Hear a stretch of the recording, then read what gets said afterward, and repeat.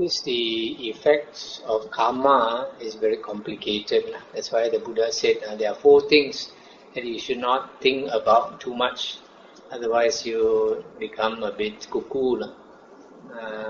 One is the power of a Buddha. Another one is the depth of jhana. Another one is world speculation. Another one is Kamma Vipaka. Because Kamma Vipaka depends on many factors.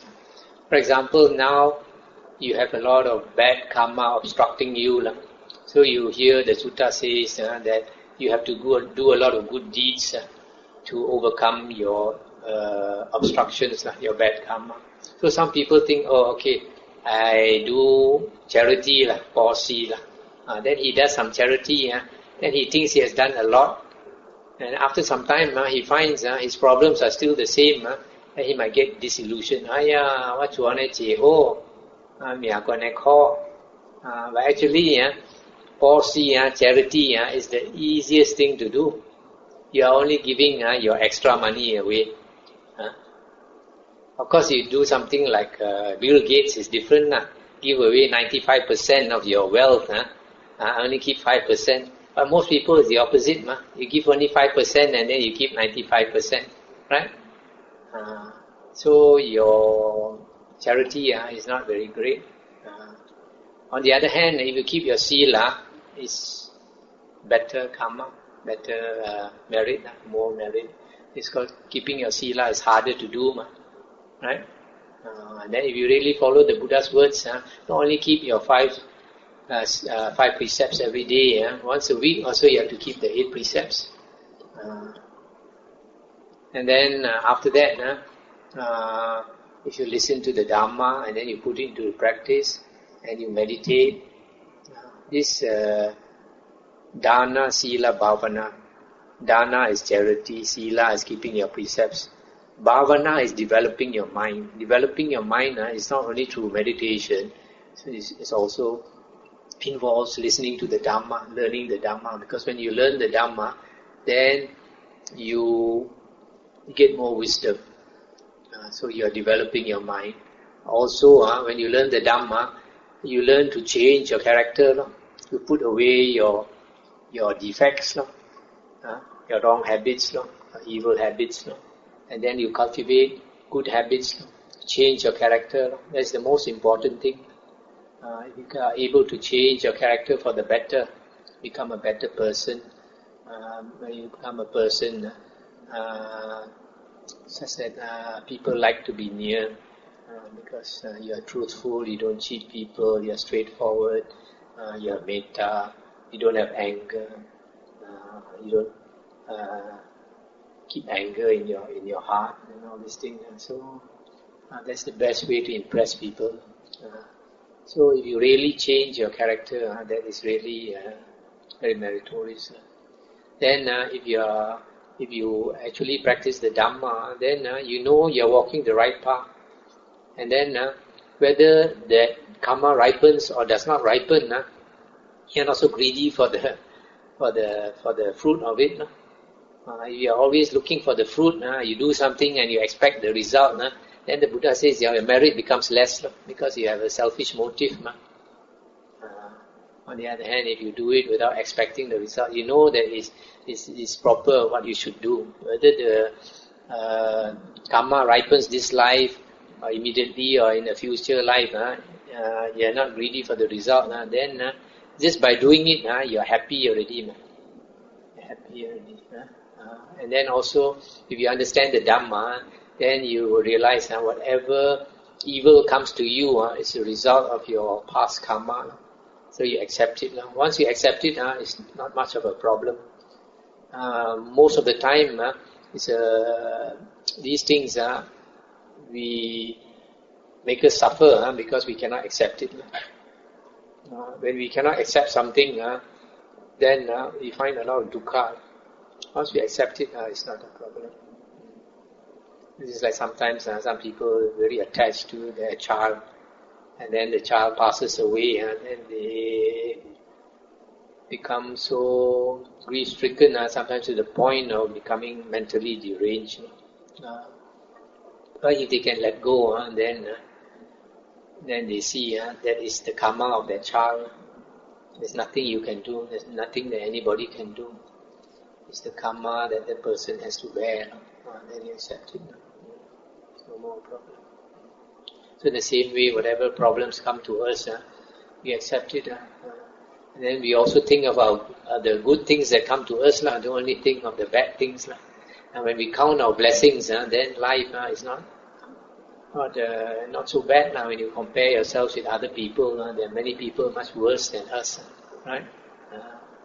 And we should be happy. This karma is very, very complicated one. Not only what you do, also the state of your mind, also the person you do it to, and then the environment affecting you, and then also your karma from the past. How bad is the karma from the past? If the karma from the past is very bad, then sometimes whatever you do also, you don't seem to improve it. That's because your karma is very bad.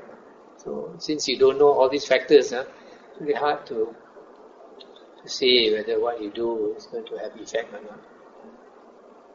You must differentiate between worldly cause and effect and Buddhist cause and effect. Kamma Vipaka means intentional action and its result. So as far as buying the fish is concerned, if you buy a live fish and have it killed, that is evil karma. But if you buy a fish that is already dead, you have not contributed to its killing. If the whole world became vegetarians, you think they won't kill animals? Animals will still be killed. People use fish as fertilizer also nowadays. So even if you don't eat the fish, people will still catch the fish and use it as fertilizer for the plants. The Buddha is a very practical person. He had the wisdom to see that you cannot stop killing in this world. The only way to stop killing is to understand the Dhamma. If you use this logic that because you eat fish, so people kill fish, then there's a lot of things you cannot do. You cannot stay in a house. Why? Because when you stay in a house, people have to make more housing estates. When people make housing estates, they have to clear huge forest areas to make housing estates, and a lot of animals die. You cannot use electricity because if you want to use electricity, the government has to make dams. When the government make dams, then the rivers, the banks are all flooded, a lot of animals die. And you cannot sit in a car, because if you sit in a car or drive a car, then they will make more cars. And right now, with the number of cars on the road, every day 2,000 human beings are killed on the road and countless animals. So by using a car, are you contributing to the killing of human beings and animals on the road? If you don't use car, then there's no car on the road, then no human beings are killed on the road. So you cannot use a car. I give you a simile. Okay, suppose there is a serial killer in town. Okay, and this serial killer has raped and killed many women. So much so that no women dare to go out in the streets at night. Nobody dare to go out. So the whole town is scared and everybody is crying out to the police, why don't you do your job? So the police have to work very hard. And after some time, they manage to catch the killer. So there is a trial. And then after that, after the long trial, then the judge passes sentence according to the law. He is to be hanged until death. So on the appointed day and the execution day, they lead him out. And then they bring him to the place where he is to be hanged. Then they get a hangman. Hangman to close his eyes, tie his hands, put the rope around his neck, and this hangman goes to one side and pulls the lever, and this person is killed. Okay, now a human being is killed, Okay, so somebody must have done evil for a human being to be killed. Okay, who has done the most evil? If you look carefully, according to Kamma Vipaka, the one with the heaviest evil karma is the person who did the execution because he pulled the lever, right?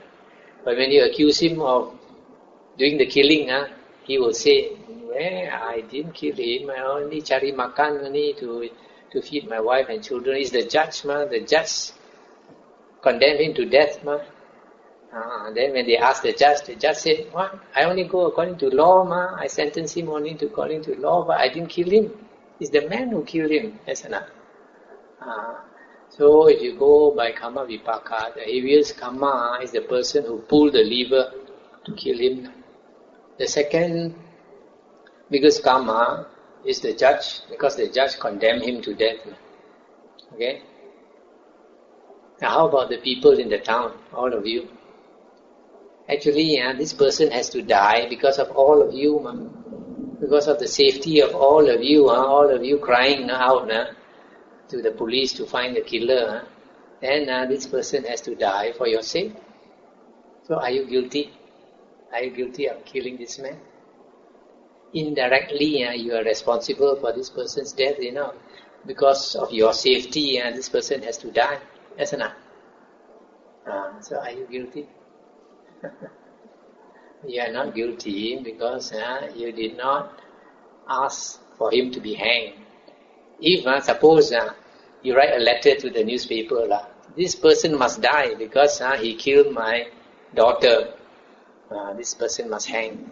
Then in a way you are responsible because you asked for this person to be executed, But if you did not open your mouth, you did not say he must be hanged, then you have no karma, even though you benefit from his death.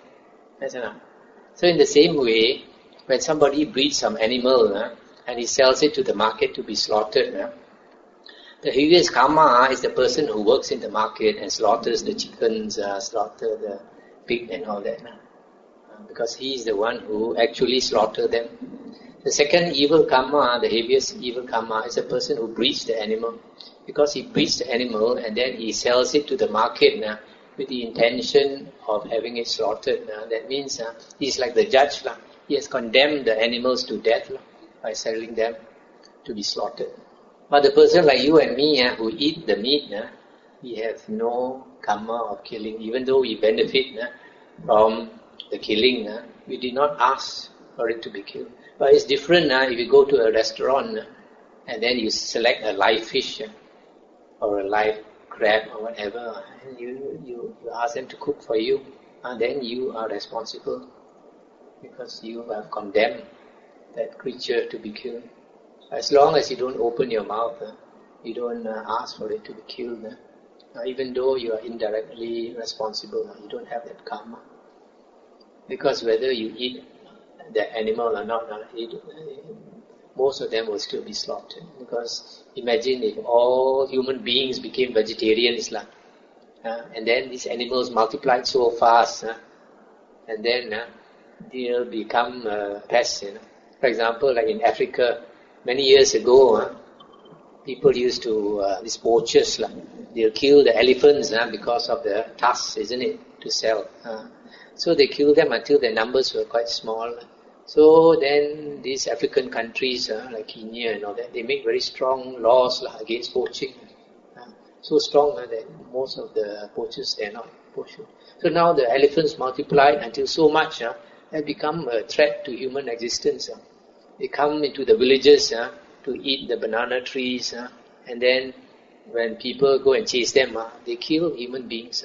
Once when I was in my brother's house, I went to visit my mother. I saw on the National Geographic or one of these shows. These elephants, they are very smart, If they know certain houses, these people came to chase them away. At night they come and they kill the man. They come, they know there's somebody in the house. They go there and kill the man. So they can become a pest that people have to shoot them again. So when they multiply to too much, it becomes a threat to human existence. They have to kill them.